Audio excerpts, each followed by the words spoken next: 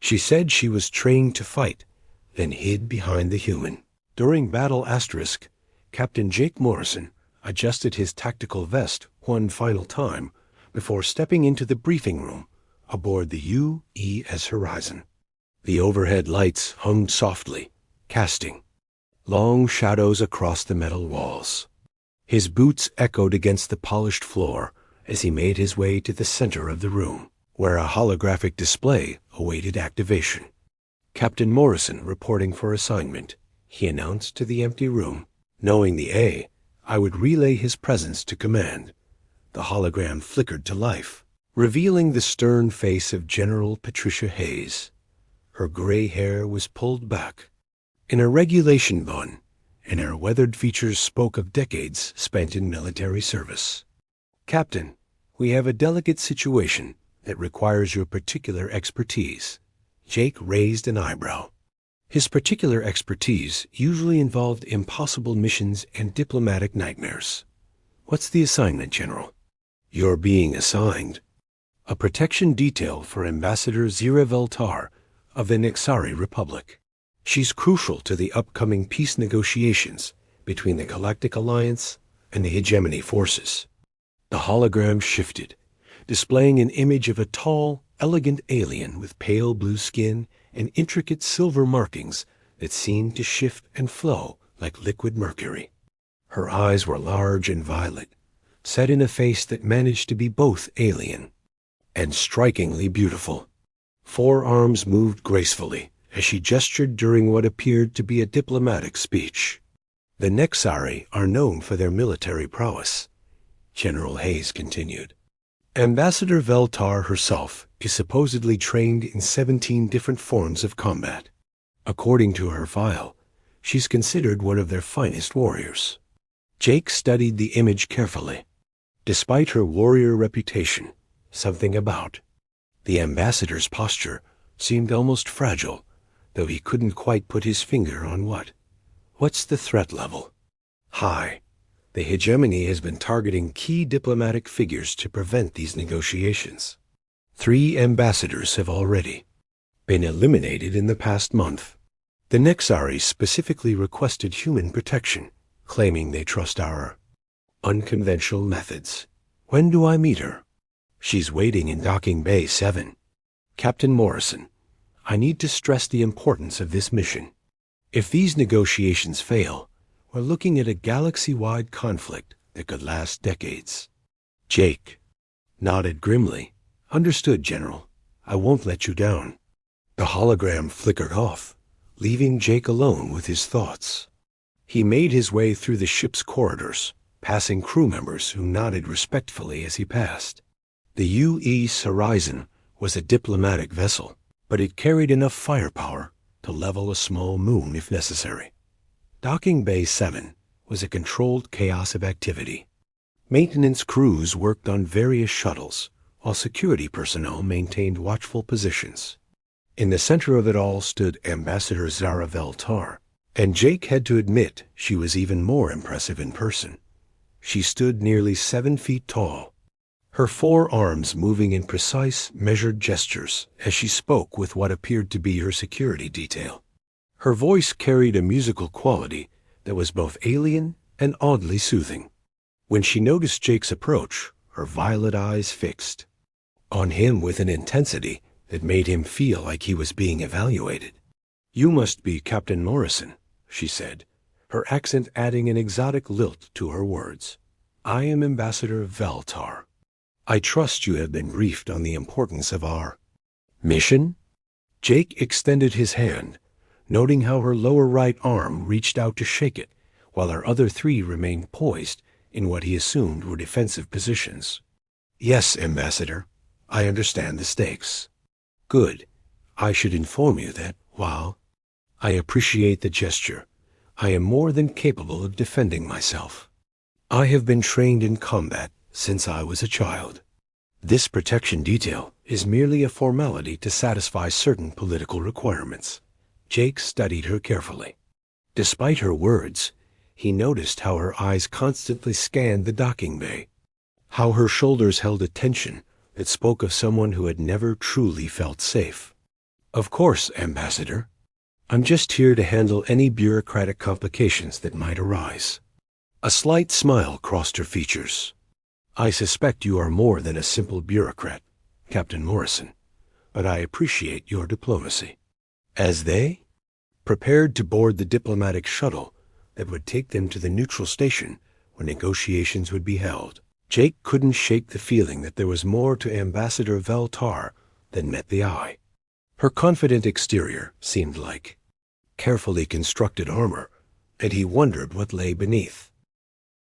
The diplomatic shuttle glided smoothly through the void toward Station Harmony, a massive neutral territory constructed specifically for interspecies negotiations. Jake sat across from Ambassador Veltar, noting how she maintained perfect posture, despite the 3-hour journey ahead of them. "Tell me about your military background, Captain," she said suddenly, her violet eyes studying him with renewed interest. "Your file mentions the Proxima campaign and the siege of Kepler Station." Jake shifted uncomfortably. He preferred not to discuss his past, but diplomacy required a certain level of openness. "I served in the Colonial Marines for 8 years, before transferring to diplomatic protection. The Proxima campaign was ... challenging." "Challenging," she repeated, as if testing the word. 40,000 casualties in 6 months. The hegemony used biological weapons against civilian populations. I would call that more than challenging. "You've done your homework," Jake observed. "I always research my protection details thoroughly. You were awarded the Stellar Cross for your actions at Kepler Station. The report says you held off an entire hegemony assault division with nothing but a damaged mech suit and sheer determination." Jake looked out at the stars streaming past. "Sometimes you do what you have to do." Ambassador Veltar's expression softened slightly. "Indeed, sometimes survival requires actions that haunt us later." Before Jake could respond, the shuttle's communication system crackled to life. "This is Captain Torres of the UES Valiant. We're detecting multiple unidentified contacts approaching your position. Recommend immediate course correction." Jake was already moving toward the cockpit. "How many contacts?" 7 ships, medium cruiser class. They're jamming our communications and moving to intercept." Ambassador Veltar appeared beside Jake, her forearms working quickly over various control panels. "Those are hegemony stealth cruisers. They must have been waiting for us. Can we outrun them?" Jake asked the pilot. "Not in this transport. We're built for comfort, not speed." Jake's mind raced through possibilities. What's our defensive capability? Minimal. Some point defense systems, but nothing that could handle 7 cruisers. Ambassador Veltar's violet eyes met Jake's. "I told you I was trained in combat. Perhaps it's time to put that to use.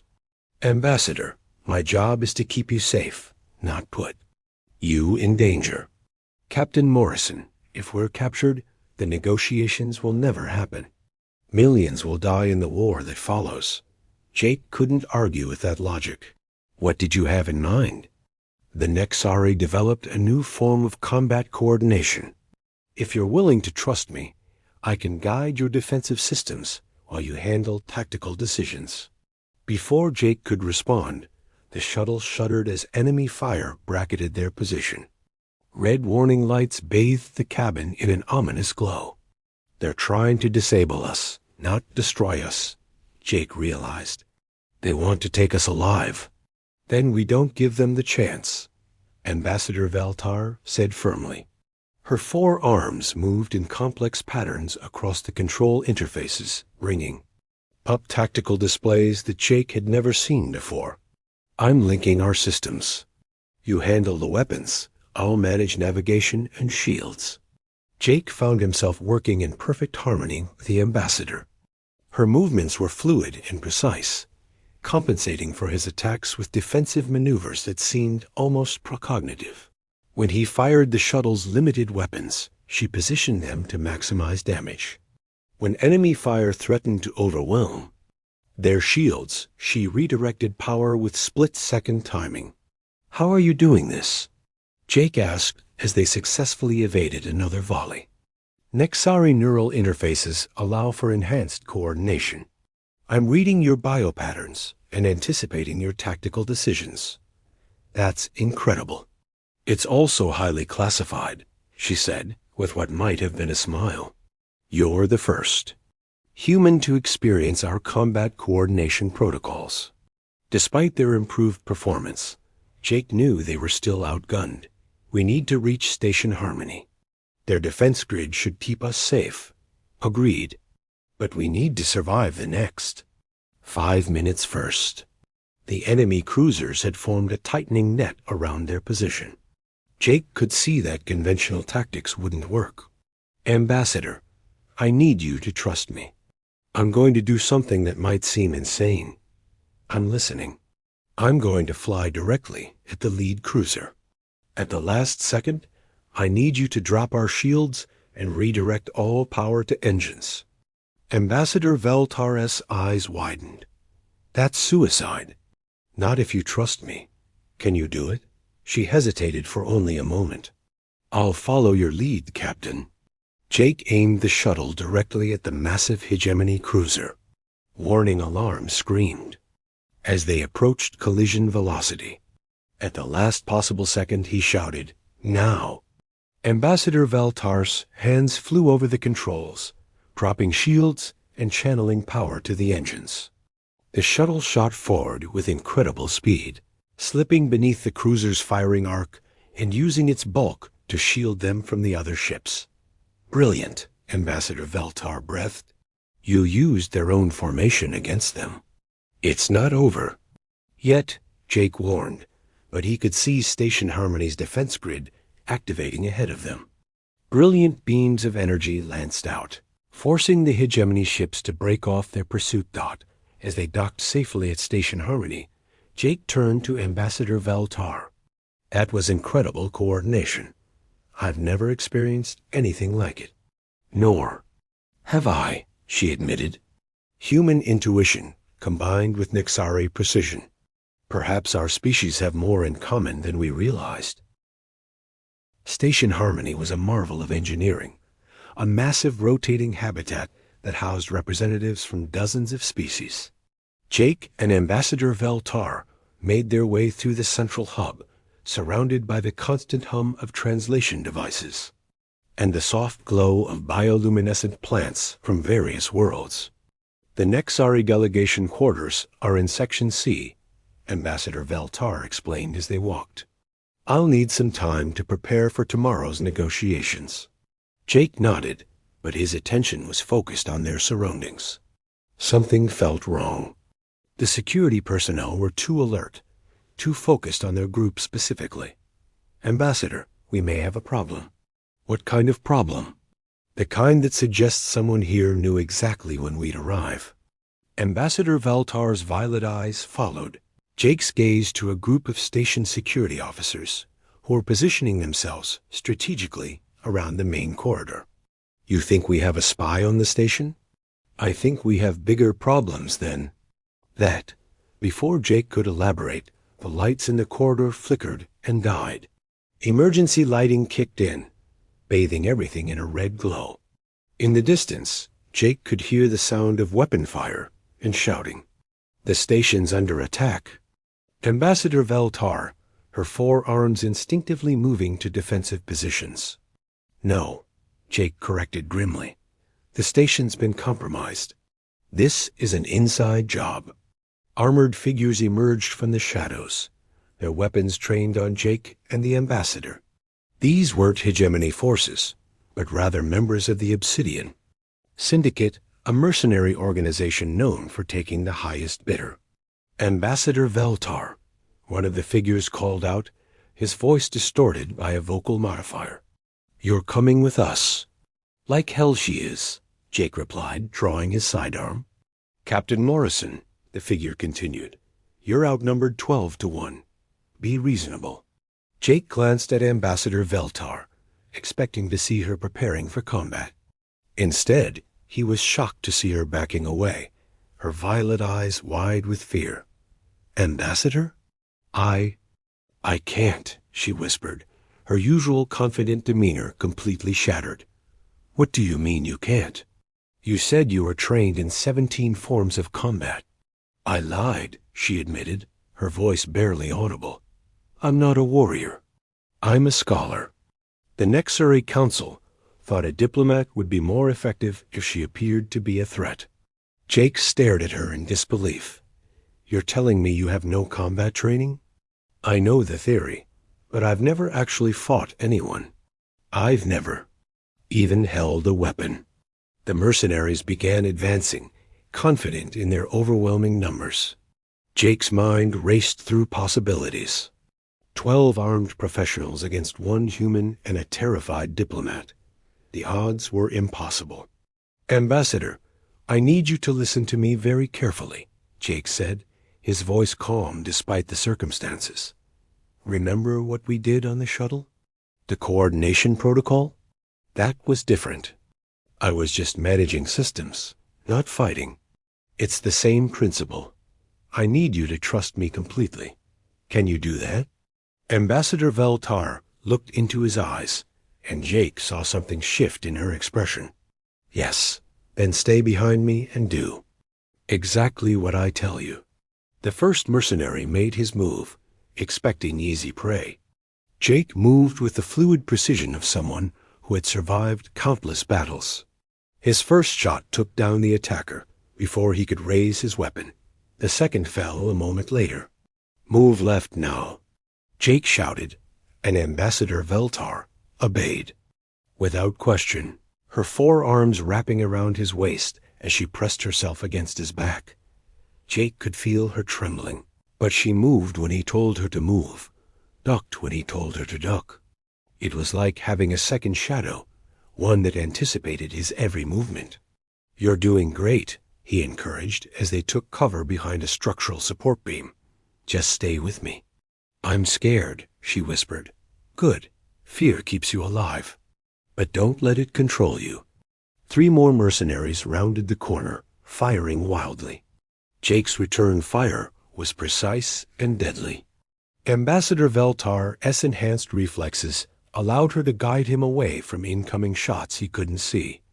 "Behind you," she warned, her voice sharp with alarm. Jake spun and fired, dropping another attacker. They were working together like a single organism, her alien senses complementing his human intuition. "How many left?" Jake asked. 5, maybe 6, Ambassador Veltar replied. "But they're regrouping. I can hear them coordinating through their comm system." Jake reloaded his weapon, his mind already working on their next move. "We need to reach the security station. Can you access the station systems from there?" "Yes, but we'd have to cross the main corridor. It's completely exposed. Then we make them come to us." Jake began dismantling one of the corridor's maintenance panels. "Ambassador, I need you to use your diplomatic access codes to trigger a station-wide lockdown. Make them think we're trying to seal ourselves in. But that would trap us here with them." "Exactly. They'll think we're desperate and cornered. They'll get careless." Ambassador Veltar's fingers flew over the control interface. Within moments, blast doors began sealing throughout the station. Jake could hear the mercenaries shouting in frustration as their escape routes were cut off. "Now they have to come through that doorway," Jake explained, pointing to the single entrance to their section. "One at a time." "That's brilliant, Ambassador," Veltar said, her fear giving way to admiration. "It's about to get loud," Jake warned. "Stay close and trust me." The remaining mercenaries had no choice but to advance through the choke point Jake had created. What followed was a masterclass in defensive tactics, with Ambassador Veltar serving as his eyes and ears, warning him of threats he couldn't see and guiding his movements with her superior reflexes. When the last mercenary fell, the corridor was silent except for the sound of their breathing. Ambassador Veltar slowly released her grip on Jake's vest, her violet eyes wide with a mixture of terror and awe. Is it over? She asked. For now, Jake replied. But we need to figure out who hired them and why. The station's security chief, a gruff Terran named Rodriguez, arrived within minutes of Jake's all-clear signal. His face was grim as he surveyed the aftermath of the battle. 12 professional mercenaries, Rodriguez muttered, shaking his head. And you took them all down with just a sidearm? I had help, Jake said, glancing at Ambassador Veltar, who was still pressed close to his side. The Nexari warrior? Yeah, I heard about her reputation. Jake started to correct him, but Ambassador Veltar spoke first. Captain Morrison is being modest. His tactical brilliance made the difference. Rodriguez raised an eyebrow. Well, either way, we've got a bigger problem. The attack on your shuttle wasn't random, and neither was this. Someone with high-level access is feeding information to the hegemony. Any idea who? Jake asked. That's what we need to find out. The negotiations start tomorrow, and if there's a traitor in the delegation, everyone's in danger. As Rodriguez left to coordinate the investigation, Jake turned to Ambassador Veltar. You didn't have to cover for me back there. Cover for you? Captain Morrison, you just saved my life against impossible odds. If anything, I should be thanking you. You told him I was being modest about your help, but we both know the truth. Ambassador Veltar's violet eyes met his. The truth is that I was terrified. I've spent my entire life pretending to be something I'm not. But when the fighting started, I realized something important. What's that? Courage isn't the absence of fear. It's doing what needs to be done despite the fear. You showed me that. Jake was quiet for a moment. Ambassador, about your combat training, ... double quotes. I know what you're going to say. I lied about my abilities, and that put us both in danger. Actually, I was going to say that you have more potential than you realize. The way you moved with me during the fight, the coordination, the trust, that's not something you can fake. Ambassador Veltar looked down at her 4 hands. My people expect me to be a warrior, but I'm not. I'm a scholar who studies ancient texts and writes diplomatic proposals. Maybe that's exactly what they need. What do you mean? Jake gestured toward the sealed blast doors. Warriors fight battles. Scholars win wars. Tomorrow's negotiations are more important than any fight we could have. You really believe that? I've seen enough fighting to know that the best victory is the one where nobody has to die. Ambassador Veltar smiled, the first genuine smile Jake had seen from her. Perhaps humans and Nexari aren't so different after all. Their conversation was interrupted by the arrival of 3 more figures. Commander Torres from the Hughes Valiant, a stern-looking Nexari male with silver markings similar to Ambassador Veltar's, and a being Jake didn't recognize, covered in crystalline formations. That seemed to shift and change color. Ambassador Veltar, the Nexari male said formally, I am General Kothva, military attached to the Nexari delegation. I came as soon as I heard about the attack. General, Ambassador Veltar replied, her formal diplomatic demeanor returning. May I present Captain Morrison, my protection detail? General Kothva studied Jake with calculating eyes. I've heard impressive reports about your performance today, Captain. 12 mercenaries is no small feat. I was just doing my job, General. Indeed. Ambassador, I trust you conducted yourself appropriately during the combat. Ambassador Veltar hesitated for just a moment. Captain Morrison's tactical expertise was invaluable. I provided support as needed. Jake noticed the careful wording. She wasn't lying, but she wasn't revealing the full truth either. The crystalline being stepped forward, its voice carrying harmonics that made the air shimmer. I am Resonance Echo 7, representing the collective. We are concerned about these attacks.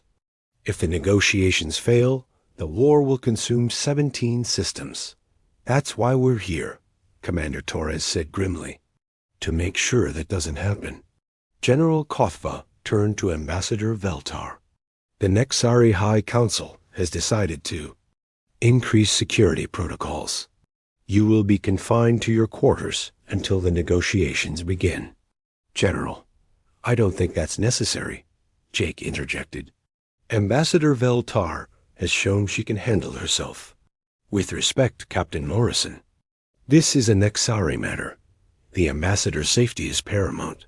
Jake saw the flash of frustration in Ambassador Veltar's eyes. She was being sidelined, treated like a fragile ornament rather than a capable diplomat. General, Ambassador Veltar said carefully, I believe Captain Morrison's assessment is correct. Hiding in my quarters will not advance our cause. A decision has been made, Ambassador. You will be escorted to your quarters immediately. As the general turned to leave, Jake made a decision that would change everything. General Kothva, I formally request permission to accompany Ambassador Veltar to her quarters. As her protection, detail, I should maintain visual contact. The general paused. That is ... acceptable, but you will both remain in the diplomatic section until tomorrow's session. After the others left, Ambassador Veltar turned to Jake. Thank you. You didn't have to do that. Yes, I did. You're not just my assignment. Any more, Ambassador? You're my partner. Partner? What happened today changed something. We work well together. Trust me when I say that's rare. Ambassador Veltar's violet eyes were thoughtful. The negotiations tomorrow will determine the fate of billions. Are you ready for that responsibility? Jake met her gaze steadily. Are you? I'm terrified, she admitted. But I'm also ready to do whatever it takes to prevent this war. Then, we'll face it together. As they made their way toward the diplomatic quarters, Jake couldn't shake the feeling that the real test was yet to come. The mercenary attack had been just the beginning. Tomorrow would determine whether peace or war would define the galaxy's future. The negotiation chamber was a massive circular room with representatives from dozens of species arranged in concentric circles. Jake stood at his assigned position along the wall, watching as Ambassador Veltar took her place at the Nexari delegation table. The air hummed with tension and the soft whisper of translation devices. The Galactic Council recognizes Ambassador Veltar of the Nexari Republic, announced the session moderator, a tall being with golden skin and multifaceted eyes. Ambassador Veltar rose gracefully, her forearms moving in what Jake now recognized as a calming gesture. Honored delegates, we gather today at a crossroads. The choice before us is simple: peace or the destruction of everything we've built. Jake scanned the room, noting the positions of security personnel and potential threat vectors. Something felt wrong. The hegemony delegation was too calm, too confident. After yesterday's failed assassination attempt, they should be more concerned about their exposed position. The hegemony proposes a division of contested territories, the lead hegemony delegate announced, his voice carrying the artificial modulation of a vocal implant. Each species maintains sovereignty over their current holdings. Unacceptable, Ambassador Veltar replied firmly.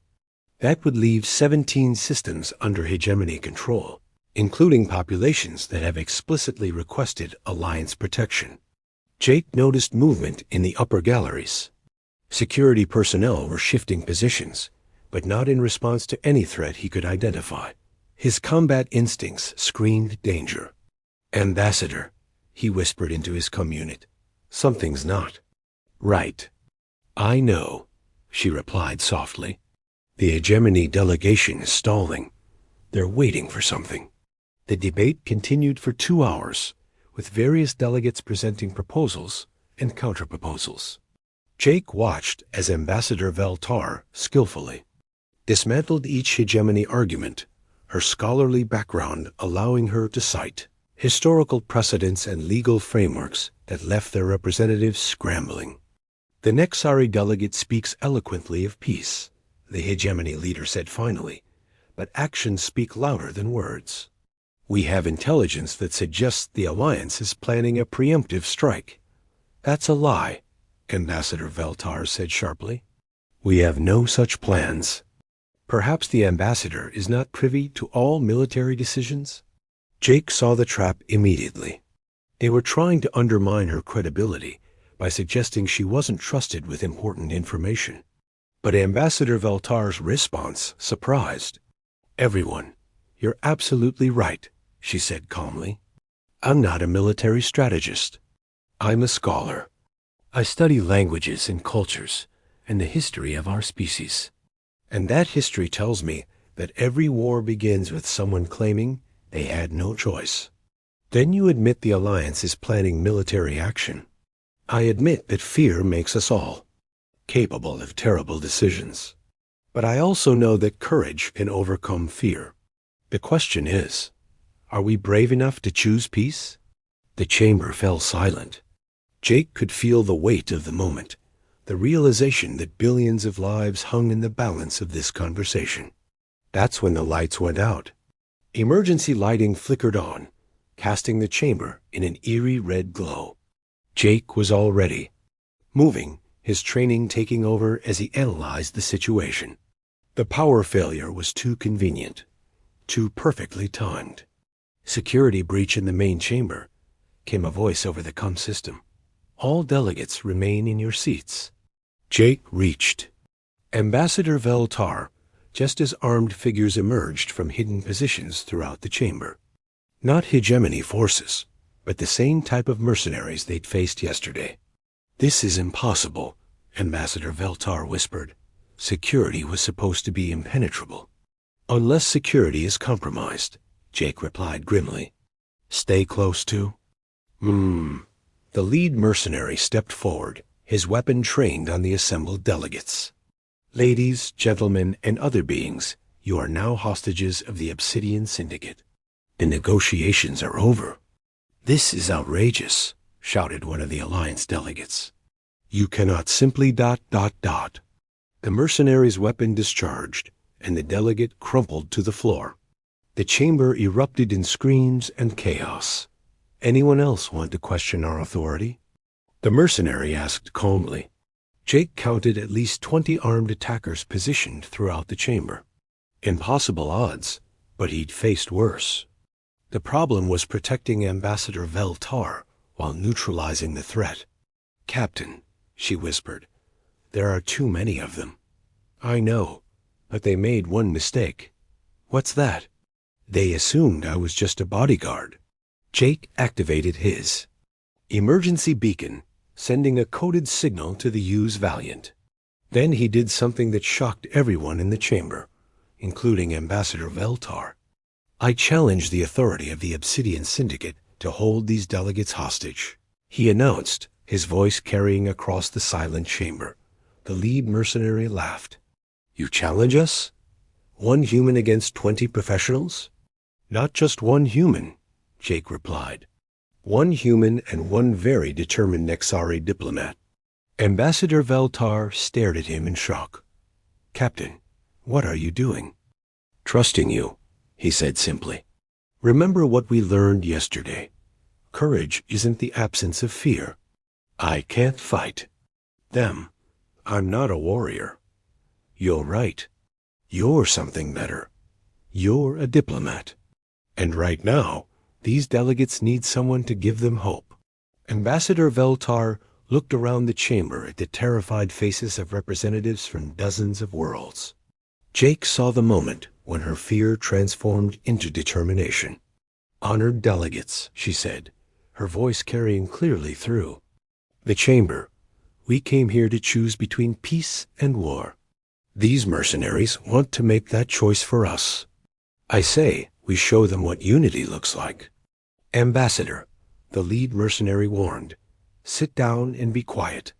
No, she replied firmly. I'm a diplomat of the Nexari Republic, and I have something to say. The mercenary raised his weapon, but Jake was faster. His shot took the attacker down before he could fire. The chamber erupted into chaos as the other mercenaries opened fire. What followed was the most intense battle of Jake's career. But this time, he wasn't fighting alone. Ambassador Veltar moved with him, her forearms helping to guide delegates to safety, while their enhanced reflexes warned him of threats he couldn't see.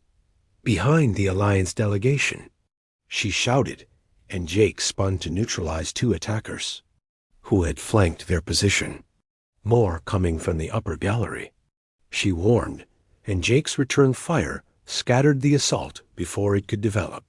They fought as a unit. Jake's tactical expertise combined with Ambassador Veltar's alien senses and her newfound courage. The delegates, inspired by their example, began helping each other instead of panicking. When the U's valiant security team finally breached the chamber, they found Jake and Ambassador Veltar standing back-to-back in the center of the room, surrounded by the delegates they'd protected.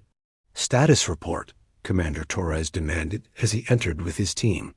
"Threat neutralized," Jake replied, lowering his weapon. "All delegates accounted for." "Ambassador Veltar," Torres said, "I understand you played a crucial role in the defense." "I did what any diplomat would do," she replied. "I helped prevent a war." "And that's what you're going to do now?" Torres asked. Ambassador Veltar looked around the chamber at the delegates who were slowly returning to their seats. The hegemony representatives seemed shaken, their confidence shattered by the attack. "If the honored delegates are willing to continue," she said formally, "I believe we have a treaty to negotiate." The session that followed was unlike any in galactic history. The shared trauma of the attack had broken down barriers between species, and the negotiations proceeded with unprecedented cooperation. Ambassador Veltar's courage during the crisis had earned her the respect of every delegate present. The Nexari proposal for territorial boundaries is acceptable, the hegemony leader announced, his earlier arrogance replaced by genuine respect. The Alliance agrees to the proposed refugee resettlement program, added another delegate. Jake watched. From his position as Ambassador Veltar orchestrated the most comprehensive peace treaty in galactic history. She wasn't a warrior, but she'd proven that sometimes the pen truly was mightier than the sword. "Captain Morrison," she said, as the final signatures were recorded, "I believe our mission is complete." "That it is, Ambassador, that it is." As they prepared to leave Station Harmony, Jake reflected on the events of the past few days. He'd come expecting to protect a warrior. Instead, he'd found something far more valuable, a partner who'd shown him that true strength came not from the ability to fight, but from the courage to choose peace. "So what happens now?" Ambassador Veltar asked as they boarded their transport. "Now we go home," Jake replied, "and we make sure this peace lasts." "Together?" Jake smiled. "Together." The transport lifted off from Station Harmony, carrying two unlikely allies who'd learned that the greatest battles weren't always fought with weapons, but with words, courage, and the willingness to trust in each other.